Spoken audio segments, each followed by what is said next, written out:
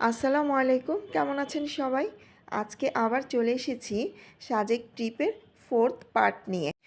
আজকে আমরা সাজেক থেকে আবার খাগড়াছড়ি চলে যাচ্ছি।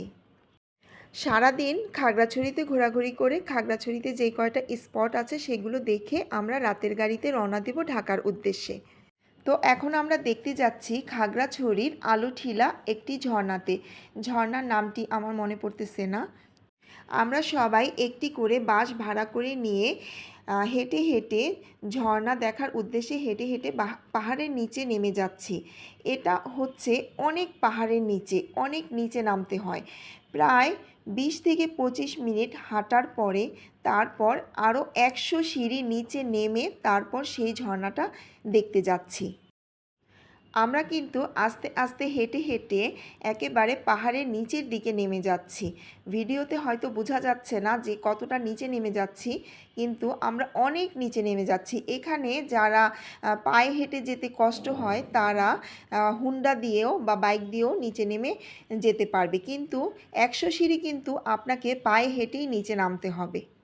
আমাদের গ্রুপের কয়েকজন বাইক দিয়ে নিচে নেমে গিয়েছে, আর আমরা গ্রুপের কয়েকজন বললাম যে আমরা বাইক দিয়ে যাব না, আমরা পায়ে হেঁটে হেঁটে নিচে নেমে যাব, কারণ এটাই হচ্ছে ঝর্ণা দেখার একটা মজা, ট্রেকিংয়ের একটা মজা। আমরা পায়ে হেঁটে হেঁটে চারিপাশের ভিউ দেখতে দেখতে তারপর আমরা সেই ঝর্ণার অর্ধেক কাছাকাছি চলে এসেছি। এখন আমাদের 100 সিঁড়ি নিচে নেমে তারপর ঝর্ণা দেখতে হবে। তো যারা বাইকে চলে এসেছে তাদেরও কিন্তু এখন পায়ে হেঁটে হেঁটে নিচে নামতে হচ্ছে। বাসটা হাতে থাকলে হেঁটে হেঁটে যেতে, সিঁড়ি নামতে বা সিঁড়িতে উঠতে বা পাহাড় বেয়ে উঠতে তেমন একটা কষ্ট হয় না। কষ্ট তো হয়ই, মানে বাসটা একটু সাপোর্ট দেয়। এর জন্য আমরা যারা যারা হেঁটে এসেছি তারা সবাই একটা করে বাস নিয়ে এসেছিলাম। আমরা প্রায় ঝর্ণার কাছাকাছি চলে এসেছি। এত সুন্দর দৃশ্য আর এত সুন্দর ভিউ নিজের চোখে না দেখলে, ভিডিওতে দেখলে বোঝা যায় না। এখানে বর্ষার সময় আসলে ঝর্ণাতে প্রচুর পানি থাকে, তখন ঝর্ণাতে ভিজা যায় আর তখনকার ভিউটা আরও অনেক সুন্দর। এখন আমরা যেই সময় এসেছি তখন ঝর্ণাতে পানি ছিল না, খুব অল্প পানি পড়তেছিল, তাই আমরা কেউই ভিজি নাই। আমরা জাস্ট ওখানে গিয়ে ঝর্ণার ভিউটা দেখে কিছু ছবি তুলে ভিডিও করে তারপর আমরা আবার চলে এসেছি। 100 সিঁড়ি নিচে নামার পরে আবার কিছু সিঁড়ি বেয়ে উপরে উঠতে হয়েছে। উপরে উঠে তারপর ঝর্ণার কাছাকাছি আমরা পৌঁছে গিয়েছিলাম। খাগড়াছড়ির ভিতরে এই ঝর্ণাটাই কিন্তু সবচেয়ে বেশি সুন্দর। বর্ষার সময় এই ঝর্ণাতেই সবাই ভিজতে আসে, কিন্তু দুঃখের বিষয় আমরা অনেক আশা নিয়ে গিয়েছিলাম যে আমরা সবাই ভিজবো, কিন্তু ঝর্ণাতে একদম পানি নেই। সামান্য পরিমাণ অল্প অল্প পানি পড়তেছিল। ওই যে দেখতে পারতেছেন ওই সাইড দিয়ে পানি পড়তেছিল, সেই পানিতেই একজন ভিজতেছিল, তাও কোমরে রশি বেঁধে তারপর ভিজতেছিল, কারণ ওখানে প্রচুর পিছলা।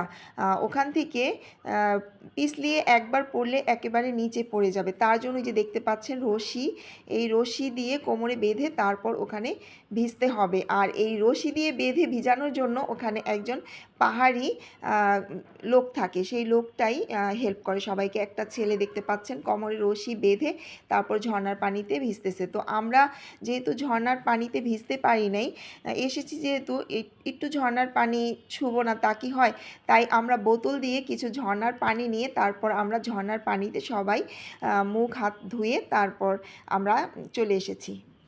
হয়তো ঝর্ণাতে ভিজতে পারিনি, বাট জীবনের প্রথম ঝর্ণা দেখলাম তো, তাই ভালোই লেগেছে, তেমন একটা খারাপ লাগেনি। এত দূর হেঁটে আসার পরেও তেমন একটা ক্লান্তি লাগেনি, কারণ ঝর্ণা দেখার আনন্দটা অন্যরকম ছিল।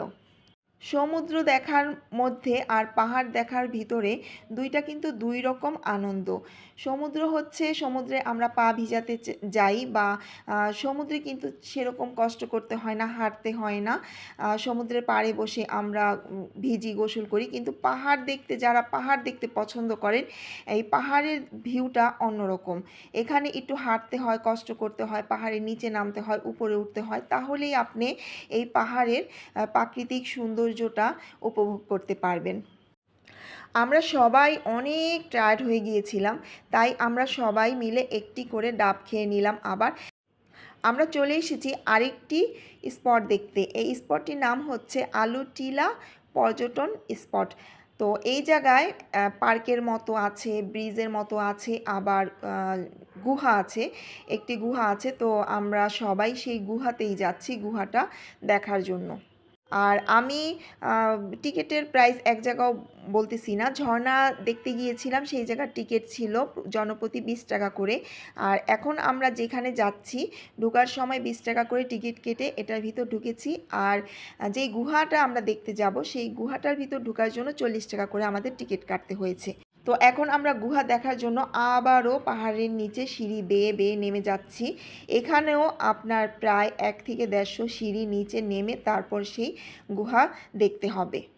এখানে কিন্তু চারিপাশটা একটুখানি নিরিবিলি থমথম একটা পরিবেশ, ভয় ভয়ের একটা পরিবেশ ছিল এই জায়গার। ঝর্ণার ওই জায়গাটা এরকম ছিল না, কিন্তু এই গুহাটা দেখার পরিবেশটা একটু অন্যরকম ছিল, একেবারে চুপচাপ নিরিবিলি। আমরা তো ঈদের সময় গিয়েছি, তাই এখানে প্রচুর মানুষ ছিল, কিন্তু ঈদ ছাড়া গেলে এত মানুষ থাকে না। তো আমি একবার ভাবছিলাম গুহা দেখতে যাব না, কারণ আমাদের হাতে সময় কম। কিন্তু আমাদের গ্রুপের অনেকেই বলল যে না, আমরা গুহা দেখতে যাব, চলেন আমাদের সাথে। তো ওদের জোরাজুরিতেই গুহা দেখতে গিয়েছিলাম, কিন্তু আমার গুহা দেখার অভিজ্ঞতা একদমই ভালো ছিল না। এই যে দেখতে পাচ্ছেন, এটা হচ্ছে গুহার মুখ। একদিক দিয়ে ঢুকে আরেক দিক দিয়ে বের হতে হয়। প্রায় 5 থেকে 6 মিনিট ভিতরে হাঁটতে হবে। আর ভিতরে পানি, কাদা, তারপর পিছলা, প্রচুর পিছলা। একটু যদি স্লিপ কাটে তাহলে মাথা টাথা ফেটে যাবে। এই গুহাতে বলাই আছে যে যাদের হার্টের সমস্যা বা যারা বয়স বেশি বা যারা অনেক ভীতু, তারা যেন এই গুহাটা দেখতে না যায়। তো আস্তে আস্তে আমরা গ্রুপে সবাই মিলে ভিতরে যাচ্ছিলাম। তো আমি তো অল্প একটু ঢুকেই বলতেছিলাম যে কেন আমি এখানে এসেছিলাম, কেন আমি এসেছিলাম, কখন বের হব, বের হওয়ার রাস্তা এখনও আসতেছে না কেন, এরকমই বারবার বলতেছিলাম। তো আমরা অনেকেই হাঁটতে পারতেছিলাম না, তো অনেকেই আবার আমাদের হেল্প করতেছিল, কারণ প্রচুর পিছলা ছিল। আর যে দিক দিয়ে আমরা হাঁটতেছিলাম সেই জায়গায় প্রচুর পানি আর কাদা ছিল, আর পাথর ছিল, পাথরগুলোতে শ্যাওলা পড়া ছিল।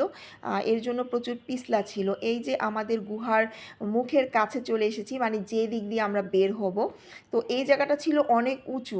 এই জায়গাটা উঠতে যে আমার কি কষ্ট হয়েছে, আমি প্রায় 5 থেকে 6 মিনিট এখানে দাঁড়িয়েছিলাম। আমি প্রায় কান্নাই করে দিয়েছিলাম যে আমি কিভাবে উঠব। তো আমাকে একজন হেল্প করে টান দিয়ে উপরে উঠিয়েছিল, তারপর আমি উঠতে পেরেছি। তারপর বের হয়ে এসে বলেছি, আল্লাহ আমি কেন ঢুকেছি, যা ঢুকেছি আর কখনো এখানে আর আমি আসবো না। যাই হোক, তারপরেও একটা এক্সপিরিয়েন্স হলো, জীবনে প্রথম দেখতে এসেছি, দেখে গেলাম। আর কোনো দিন আসি আর না আসি, দেখে গেলাম। না দেখলে হয়তো বা মনের ভিতরে একটা ইচ্ছা থাকতো যে কেমন ছিল, দেখলাম না। তো দেখে গিয়েছি। এই তো গুহার সিঁড়িগুলো, মানে গুহা থেকে বের হয়ে আবার সিঁড়ি বেয়ে তারপর উপরে উঠে তারপর বের হয়ে যেতে হবে। তো আমার গ্রুপের অনেকেই এনজয় করেছে। ওরা বলতেছে আমাদের কাছে খুব ভালো লেগেছে, কিন্তু আমার কাছে না একদমই ভালো লাগে নাই। আগে যদি জানতাম যে গুহার পরিবেশটা এরকম, তাহলে হয়তোবা আমি ঢুকতামই না। আমি আবার একটু ভীতু টাইপের। তো গুহা দেখার পরে আমরা আস্তে আস্তে উপরের দিকে উঠে যেতেছিলাম। সন্ধ্যা হয়ে যাচ্ছিল প্রায়, কারণ আমাদের আরও কয়েকটি স্পট দেখতে হবে, কারণ আজকে রাত 11টা, 10টা-11টা গাড়িতেই আমরা ঢাকার উদ্দেশ্যে রওনা দিব।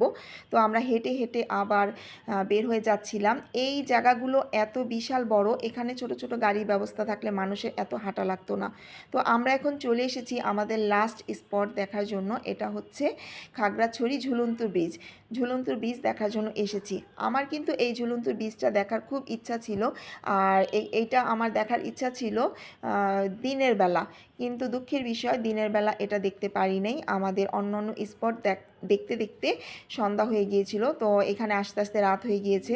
তো যেহেতু ঢাকার উদ্দেশ্যে আজকে চলে আসবো, তাই ভাবলাম যে রাতেই দেখে যাই। রাতের বেলায় আমি যতটুকু পেরেছি ভিডিও করেছি। এখানে লেখা আছে আই লাভ খাগড়াছড়ি, অনেক সুন্দর জায়গা। তো এই জায়গায় আমাদের গ্রুপের সবাই ছবি টবি তুলে নিল। তারপর হেঁটে হেঁটে আমরা ঝুলন্ত ব্রিজের কাছে চলে এসেছি। কিন্তু ঝুলন্ত ব্রিজে আমার যেরকম একটা ইচ্ছা ছিল যেভাবে আমি ভিডিও করব বা যেভাবে আমি ছবি তুলব সেই জিনিসটা পারিনি, কারণ রাত হয়ে গিয়েছে, কী আর করার। তারপরও আমরা নিজেরা মজা করেছি, ঘুরে দেখেছি যতটুকু পেরেছি, ভিডিও করে আপনাদেরও দেখানোর চেষ্টা করলাম। এটা হচ্ছে খাগড়াছড়ির সেই ঝুলন্ত ব্রিজ। তো আজকে এখানেই শেষ করছি। সবাই ভালো থাকবেন, সুস্থ থাকবেন। আল্লাহ হাফেজ।